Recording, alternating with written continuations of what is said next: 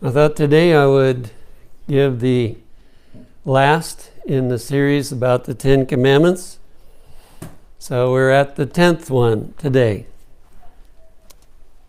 In Exodus chapter 20, verse 17, it says, "Thou shalt not covet thy neighbor's house.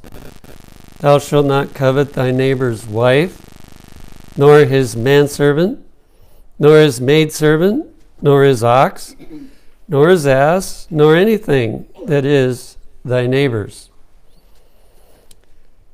As we came up to the flood, the time of the flood, we're told that if someone wanted someone else's wife, they just would take it. If they were stronger, they would just take the wife, even maybe kill the husband in the process or whatever.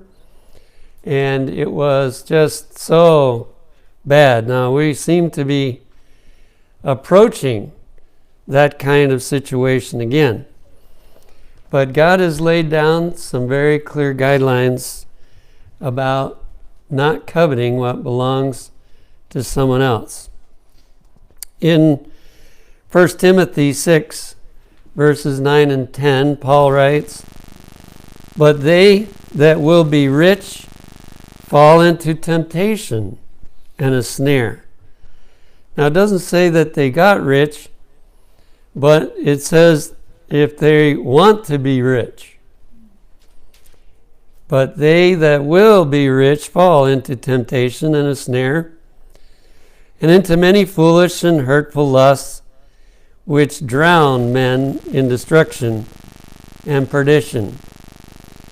For the love of money is the root of all evil, which, while some coveted after, they have erred from the faith and pierced themselves through with many sorrows." Now, it's not too hard to see that some rich people are extremely selfish and they're always wanting to get more than what they have.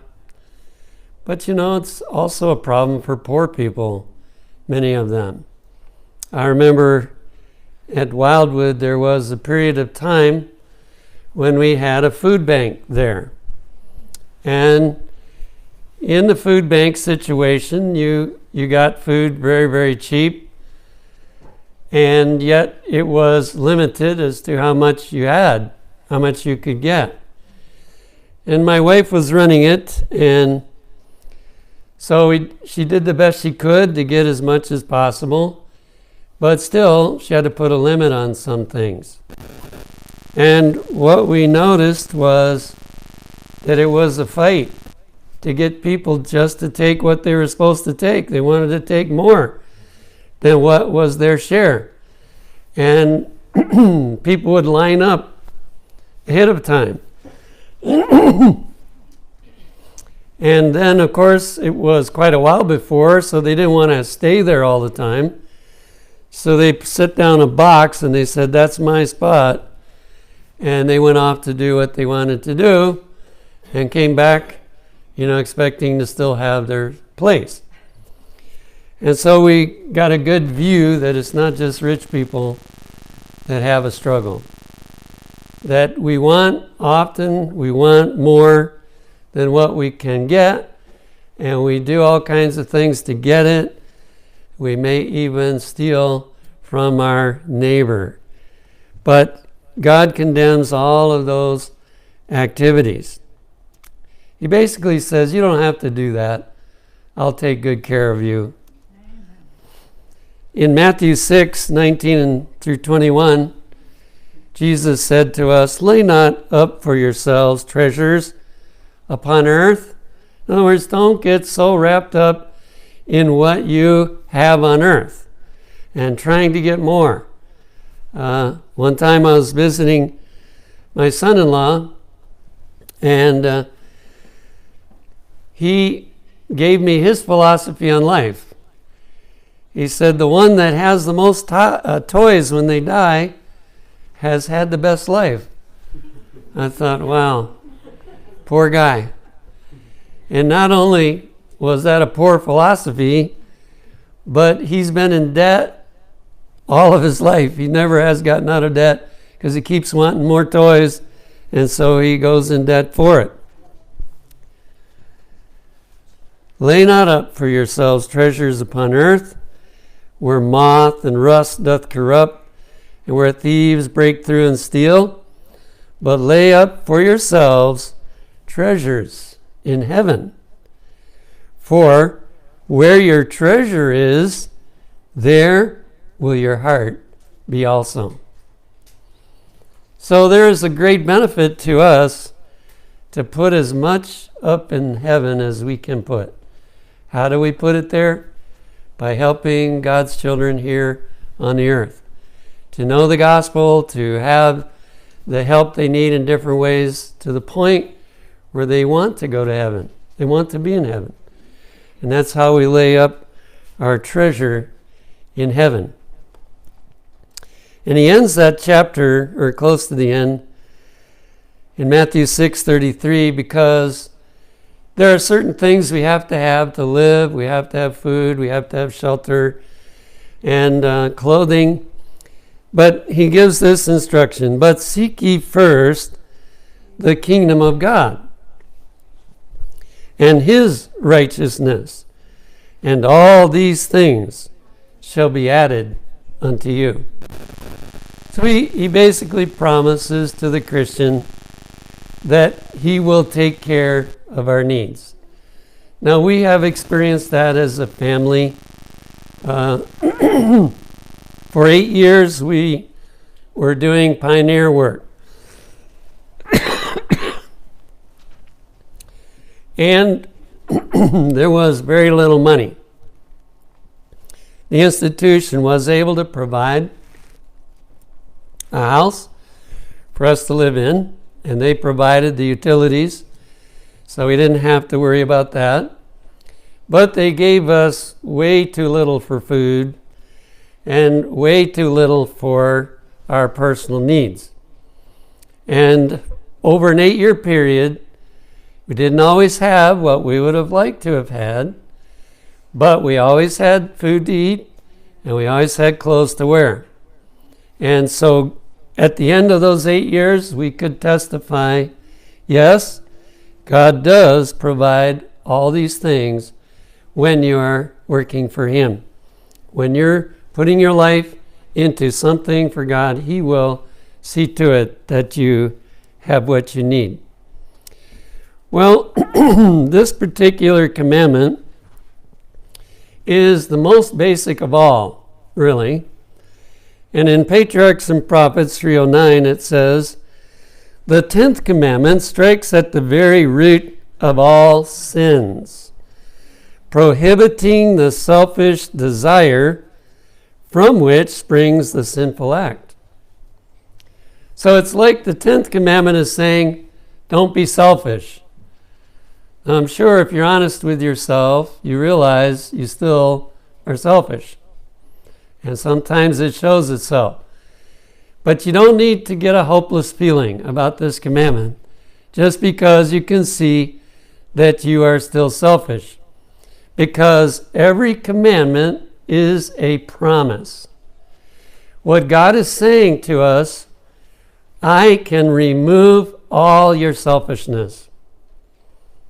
It doesn't happen all at once, although when we're converted there's a big change, but then he keeps on, as we can see that selfishness, he keeps on delivering us from our selfishness until we become completely unselfish and interested in God's work and in our fellow men.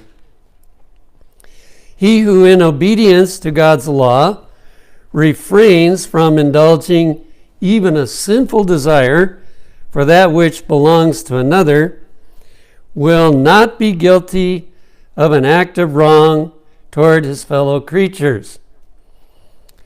And it shows itself in very small ways. We've talked about some of them in the other commandments, but when I try to sell my car for more money than it's worth, then you see there's a selfish desire. If I'm unselfish, then I'm more interested that the person who buys it gets a fair deal. But if I'm selfish, I'm more interested in myself. And we could go into all kinds of things of life that reveal to us we need that deliverance that he has promised from even indulging. Now, a sinful desire may come into your mind. You're not guilty because of that. It's what you do with it after it comes in. Whether you listen to it and practice it or cherish it, that's what counts. So he is condemning that selfish desire that causes the beginning of wanting to go the wrong direction. And in early writings, 266 and 7, we have a little window into Satan's plans for Seventh-day Adventists. What is Satan wanting to do to Seventh-day Adventists? I saw that Satan bade his angels lay their snares, especially for those who are looking for Christ's second appearing and keeping all the commandments of God. As I've mentioned, Catholics believe in keeping 8 of the commandments. Protestants believe in keeping 9 of the commandments. But Seventh-day Adventists believe in keeping all 10. Satan told his angels that the churches were asleep. He would increase his power and lying wonders, and he could hold them. Now, Satan's always overconfident in what he can do. And so he tells all of his angel host, don't worry, I can prohibit those Adventists from becoming what they ought to be. I can do it. And sad to say, he's doing it with a lot, but not all. But he said, he was talking about the other churches there. I can hold them. I don't have any problem holding them. But again, he doesn't get them all. But, he said, the sect of Sabbath keepers we hate. They are continually working against us and taking from us our subjects to keep the hated law of God. Go, make the possessors of lands and money drunk with cares. So what Satan planned as the way to hinder Seventh-day Adventists, he couldn't stop them from keeping all the commandments. Although, if we don't keep them in the right way, it's like we're not keeping them. But he couldn't stop us from keeping all 10 commandments, so he said, what I'm going to do is get them interested in having more than they should. If you can make them place their affections upon these things, we shall have them yet.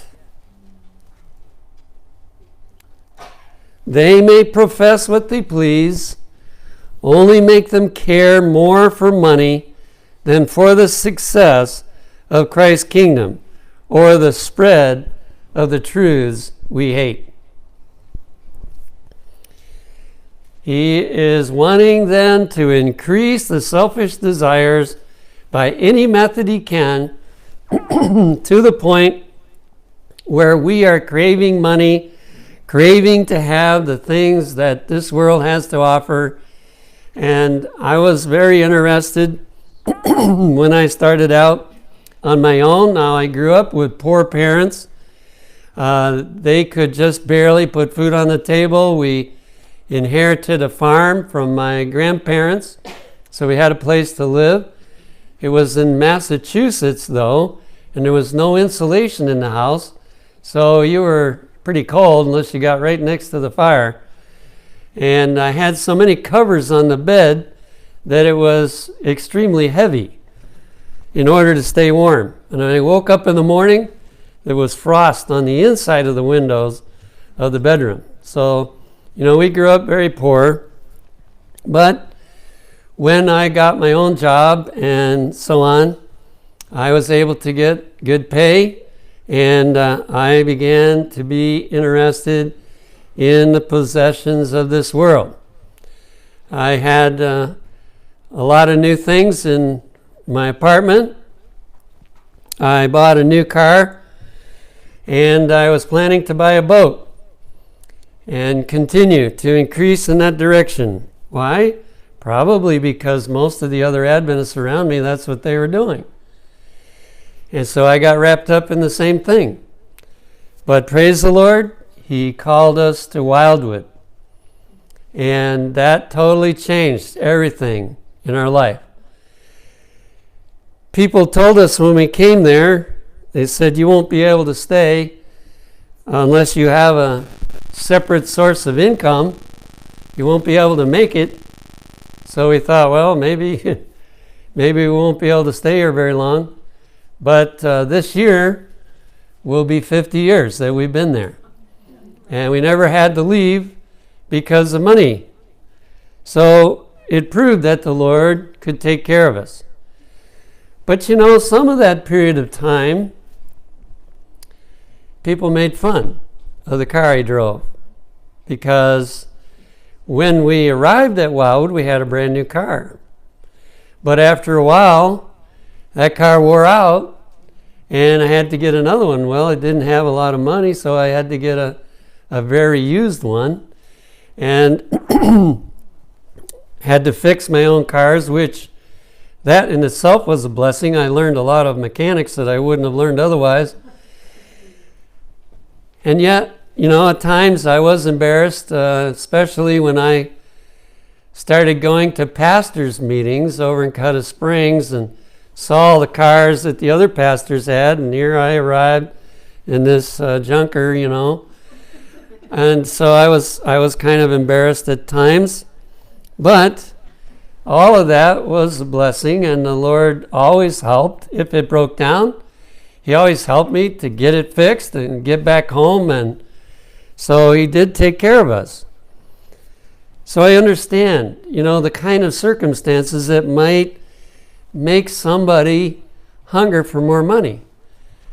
But I'll be honest, I didn't really hunger for more money because I was enjoying the work so much that it didn't bother me, except those few moments where people would make fun of, you know, the car or something else.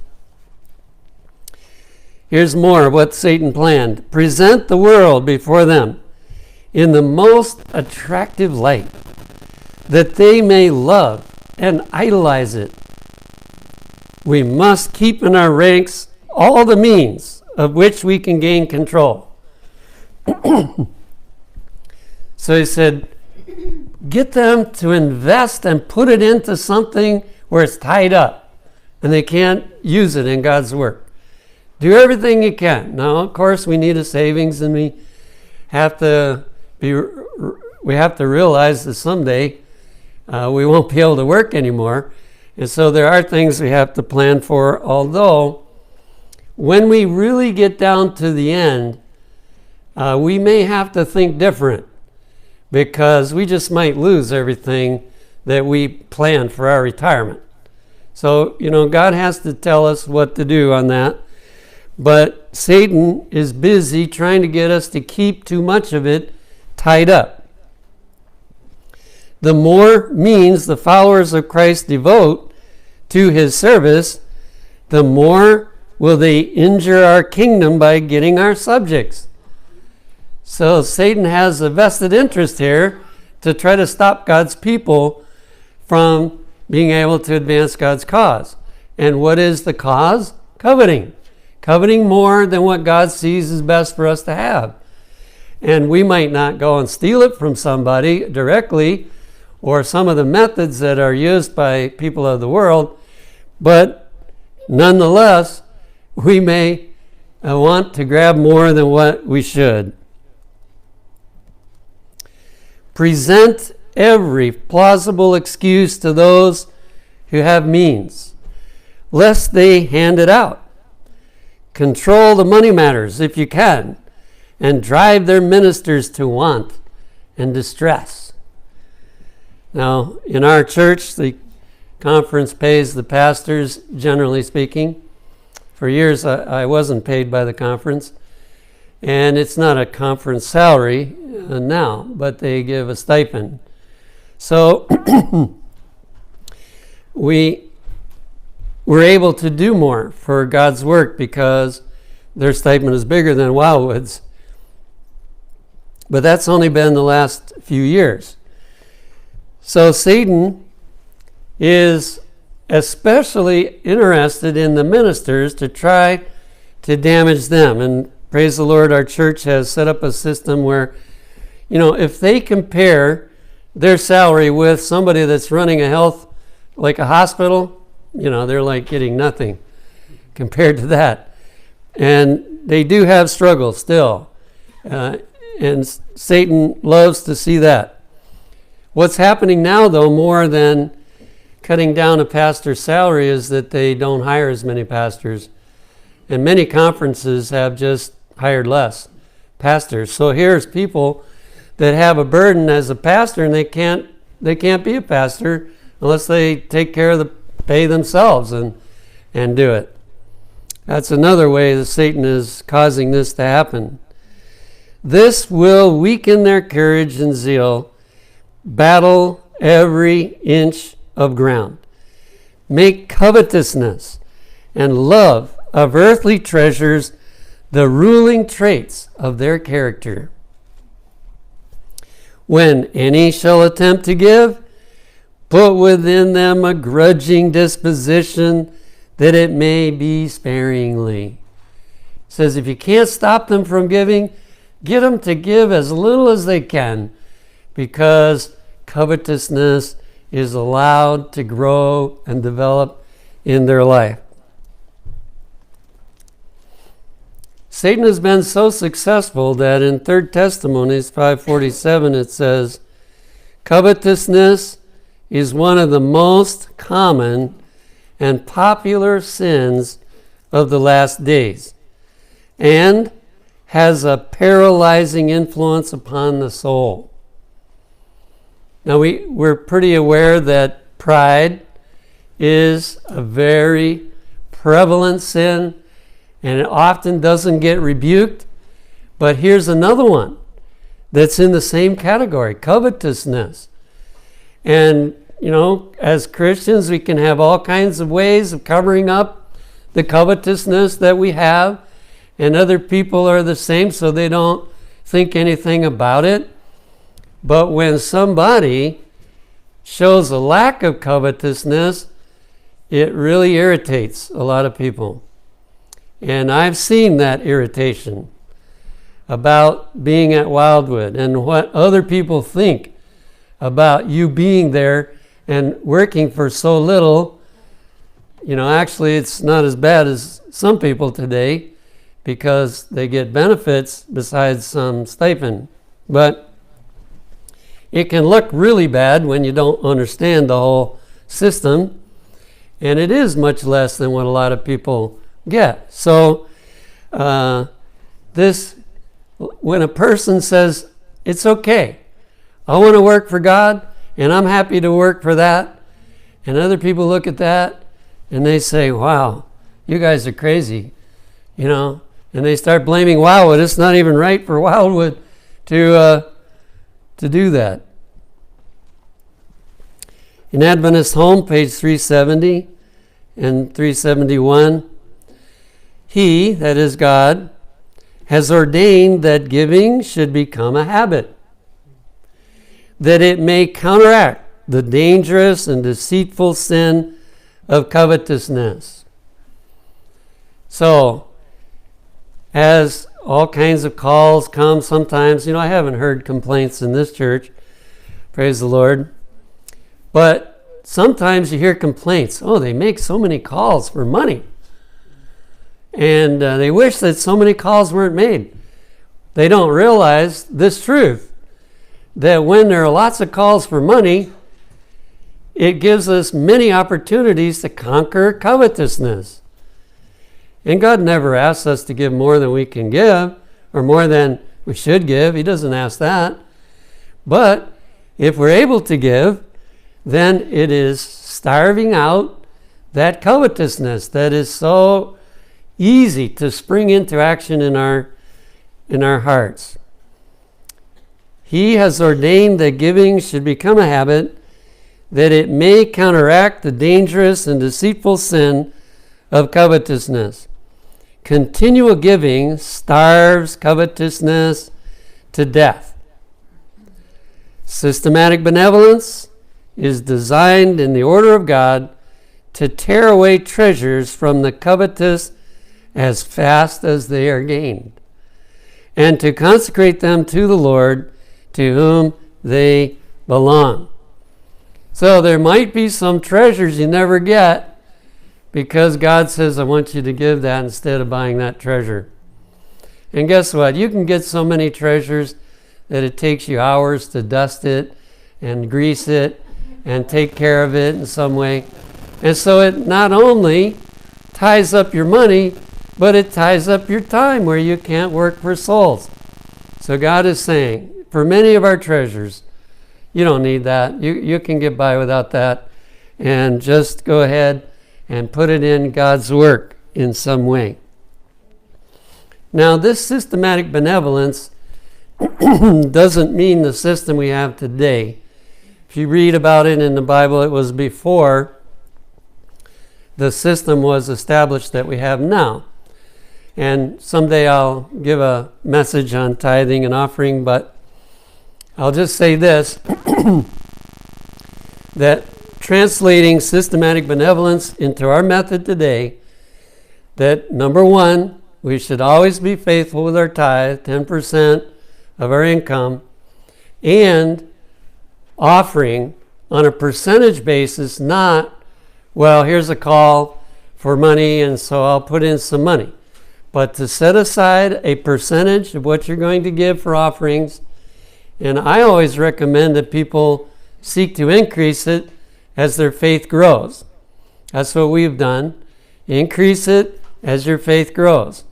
And we'll talk more about that later. But here, we're primarily looking at the idea that God has a system, and that's to give, that starves away this covetousness that we are born with and come to so readily.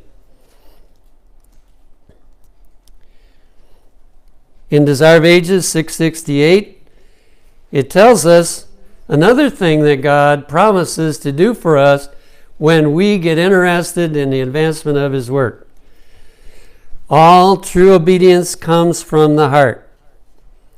In other words, He's very clear. If you don't want to give, don't give. But you might want to pray, please help me want to give, so that we give from the heart. Because all true obedience comes from the heart. It was heart work with Christ, and if we consent, He will so identify Himself with our thoughts and aims, so blend our hearts and minds into conformity to His will, that when obeying Him, we shall be but carrying out our own impulses. Isn't that a wonderful possibility? And as we're thinking about covetousness, that we consider it a privilege to conquer covetousness, that we can give some more, that we can refrain from clamoring for things that we don't need, we can not want just because somebody else has it. All of those things are the result of Christ's work in the heart, so that we get changed to be like this, so that we actually enjoy the Christian life, because when we are giving, it's making us happy that we can do it. And when we're not buying something we don't need, that it's making us happy, even though next door they have it, and people in the church have it, and so on. All of that comes as a result of Christ working in us. Christ Object Lessons 3:12 says, when we submit ourselves to Christ, the heart is united with His heart. The will is merged in His will. The mind becomes one with His mind. The thoughts are brought into captivity to Him. We live His life. could we do with as little as Jesus did while he was on earth? Well, he doesn't ask us to do that generally. It might be that before the end comes, but certainly he's not asking us now. He had no house to live in, one set of clothes that he must have had to wash every night, and no closet to put his clothes in, no car to drive, nothing. So, and then think about what he gave up in heaven to come here, and it's easy to see that Jesus knows exactly how to help us in this problem. Philippians 1:6 gives a beautiful promise to end with, being confident of this very thing, that he which hath begun a good work in you will perform it until the day of Jesus Christ. So we've gone through all 10 commandments, look at them in great detail. David indicated that he could keep on thinking constantly about it, so we haven't dug to the bottom of it, but we've looked at a lot of what these commandments are promising to do for us if we will allow Jesus to really work in our life. And we are to take every one of those commandments as promises of what he can do in our life. Also, we are to take all of what we've studied and realize that when we surrender to Jesus and allow him to take charge of our life, that as far as heaven is concerned, we're doing all of this. We are practicing it all. It's all been put to our credit. Whether we're fully there or not, it's all been put to our credit, and that's the way we're announced before the whole universe, that we are practicing all these things. We have no covetousness. We have no breaking of any of the commandments. And certainly, being treated that way should urge us to say, Lord, do it some more. So that it's not just from your righteousness, but because you are living it out through me. And I believe that should be our prayer every day as we think about these commandments.